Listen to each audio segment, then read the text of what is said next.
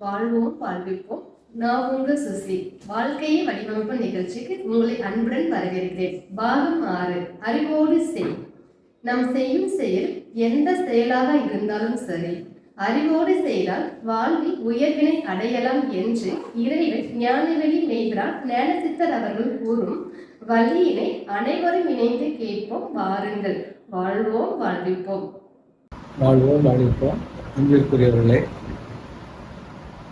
வாழ்க்கையில் வெற்றி தோல்வி என்பது நம்மை சார்ந்தது, அடுத்தவர்களை சார்ந்ததாக முந்தாசன் கூறுகிறார்.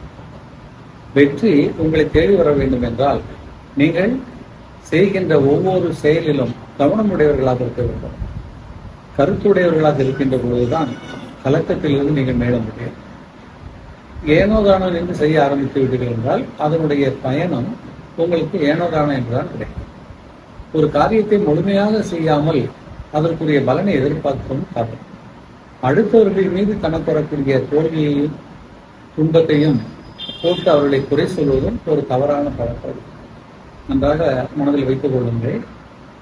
நீங்கள் வாழ வேண்டும், வெல்ல வேண்டும். இதுதான் வாழ்வின் லட்சியமாக இருக்க வேண்டும்.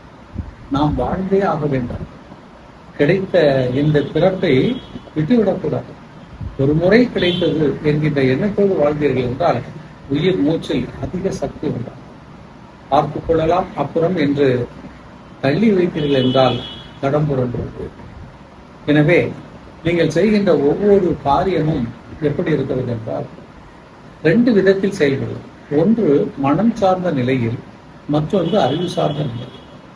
மனம் சார்ந்த நிலையில் என்று எப்படி என்றால், பொதுவாக நீங்கள் நினைக்கலாம், எல்லாமே மனம் ஆசைப்படுகிறது, மனம்படிதானே செய்கிறோம் என்று நினைக்கலாம். உண்மைதான், மனம் ஆசைப்படுகிறது, மனம் விரும்புகிறது, அதனால் செய்கிறோம் என்பது உண்மைதான். ஆனால் அதற்கு மேலே அறிவென்ற ஒன்று இருக்கிறது. அறிவென்ற ஒன்று தன்னை அடையாளப்படுத்திக் கொண்டு உங்களுக்கு அனுபவத்தை கொடுக்கிறது. ஒரு உதாரணத்துக்கு சொல்லுவோம். ஒரு குரு நிறைய விறகு கட்டைகள் ஒரு இடத்தில் அடுக்கி வைக்கப்பட்டிருக்கிறது. தன்னுடைய சீடர்களை பார்த்து அந்த விறகு கட்டைகளை எடுத்து அப்புறத்தில் கொண்டு அடுக்குங்கள் என்று ஒரு இடத்தை சுட்டிக்காட்டி அங்கே அடுக்க சொல்கிறார். உடனே சீடர்கள் எல்லாம் அவசரமாக குரு பணித்தவர்களை தவிர மாற்று சிந்தனை இருக்கக்கூடாது என்பதை உணர்ந்த சீடர்கள்.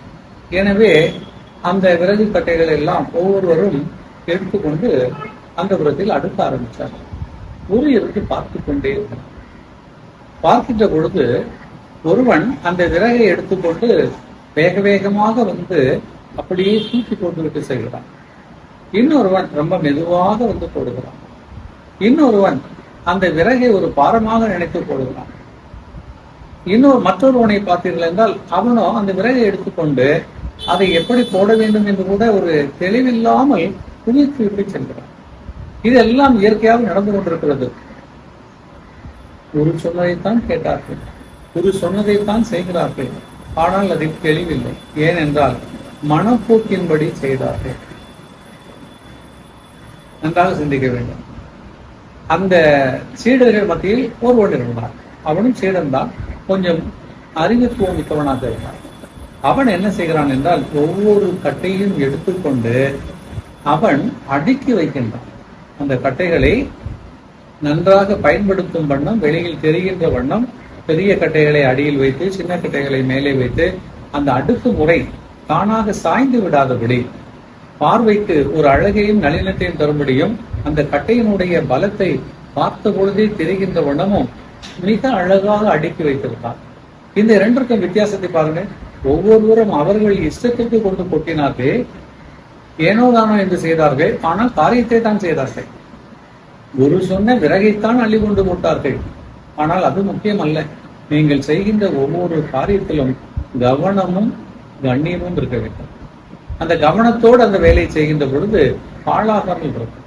அதை பழிச்சிட செய்கின்ற பண்பு அறிவுதான் கொடுக்கும். இப்பொழுது பாருங்க, அந்த அறிவு திறமைக்க சீடன் அதை கொண்டு அடுக்கி வைக்கின்ற பொழுது பார்ப்பதற்கே அந்த விறகு கட்டைகள் மிக அழகாக இருக்கின்றன. அதனால் எந்த பாதிப்பும் வராத விதமாக யாராவது கை வைத்தால் உடனே விழுந்து விடாத வண்ணமோ இல்லையா, குவித்து வைத்திருக்கிற பொழுது எத்தனை கட்டைகள் என்று எண்ணுவதற்கே மீண்டும் அவைகளை சிதறி போட்டு விட்டுதான் எண்ண வேண்டிய சூழல் வரும். ஆனால் இவன் அடுக்கி வைத்திருந்த நிலையில் எத்தனை கட்டைகள் இருக்கின்றன என்று பார்த்த வண்ணத்தில் எண்ணி சொல்லவில்லை. அப்ப எண்ணி சொல்லுகின்ற அளவிற்கு அவன் செய்ததெல்லாம் அறிவை எண்ணி செய். எனவே அறிவோடு செய்கின்ற காரியங்கள் நிச்சயமாக உங்களுக்கு சிறப்பை தரும், பெருமை தரும். இந்த அறிவான செயல்கள் எப்பொழுது உங்களுக்கு அரங்கேறும் என்றால், உங்கள் அறிவை குருவிடம் நீங்கள் சரணப்படுத்தி இருக்க வேண்டும். உங்கள் அறிவில் குருவை அமர வைத்திருக்க வேண்டும்.